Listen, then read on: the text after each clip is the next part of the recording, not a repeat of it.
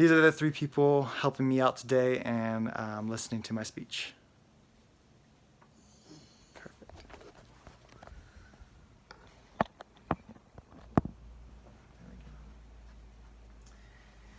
Did you know that over 1 billion people lack access to clean water, resulting in more than 2 million deaths per year, 90% of them being children? Every human being needs water. It's what sustains us every day. It's what hydrates us and gives us the nourishment we need. And as Americans, we have easy access to clean water. We can go and get it from the sink, we can get it from water fountains, or even from bottles that we buy at the store. But around the world, there's a lot of impoverished communities who have dirty water, and they don't have access to these resources that they need to purify the water. They need our help. In 2015, 16, and 17, I had the opportunity to put on a golf tournament to raise funds to build water wells in areas where they lacked access to clean water. And through God's provision, 8 water wells were built for the communities in Nepal, and I got to see firsthand what water could do in those communities. Clean water. Dirty water is a problem around the world for impoverished nations and can prevent communities from reaching their full potential to fulfill God's purpose. And we as people who lived in a blessed nation, that is America, need to help those less fortunate with their physical needs so we can impact them spiritually. The main points I'll be going over are the need for water in our everyday lives, how dirty water affects the communities as a whole, and then how solutions to this dirty water can provide opportunities to share the gospel, because we're saving them and giving them the help they need to be able to hear the gospel. Let's take a look closely at water. Water is a need that every human has for daily survival. Everydayhealth.com says that our body weight consists of 60% water, and that water is used for health and help in cells, organs, and tissues to help regulate body temperature. Mayo Clinic says that men need 15.5 cups a day of fluids, and then women need 11.5 cups. That's a lot of water.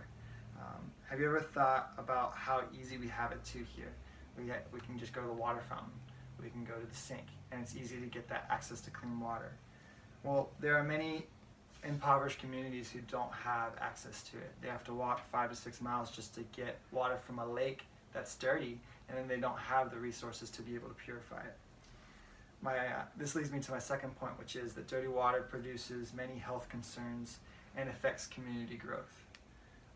World Help is a faith-based humanitarian organization, and they have some stats about dirty water in communities.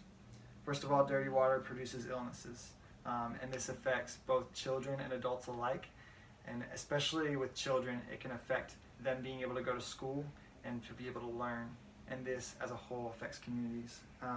They have limited clean water, and this results in farmers having to rely on the rain. Even just access to clean water for farmers is tough to get, and so oftentimes they can't raise the crops they need because they don't have the water they need. Women also have to go out and get this water because men are often working, and so it puts them in unsafe environments on the road trying to go get this water, and we can help fix that. Doctors also have limited resources with having to treat the water-related illnesses, but overall it stunts academics, which in effect impacts the business and growth of a community, and ultimately it causes a lot of death in impoverished nations. But there is hope. We can make a difference and help those who don't have access to pure water receive the pure water they need and live a fulfilled life.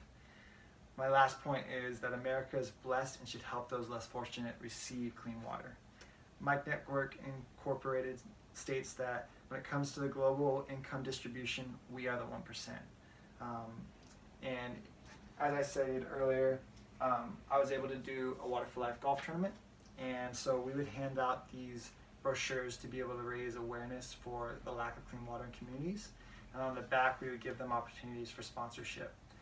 This is just one way in which we were able to help out people in different impoverished communities without actually going there. And there are many ways to help. I use my passion to do it. If you're blessed financially, you're able to do it, or you can just raise awareness for it and be able to help those less fortunate. This brings me to my conclusion, which is that dirty water causes many illnesses in impoverished communities.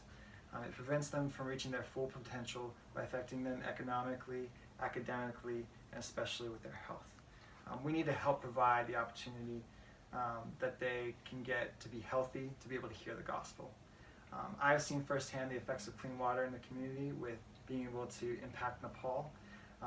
And I want to encourage you guys to look at your finances, look at ways that you can use your passion to be able to help those be able to have that access to clean water. Most importantly though, pray that God will provide more communities with the living water that only He can provide, and that is through His Son, Jesus Christ. Thank you.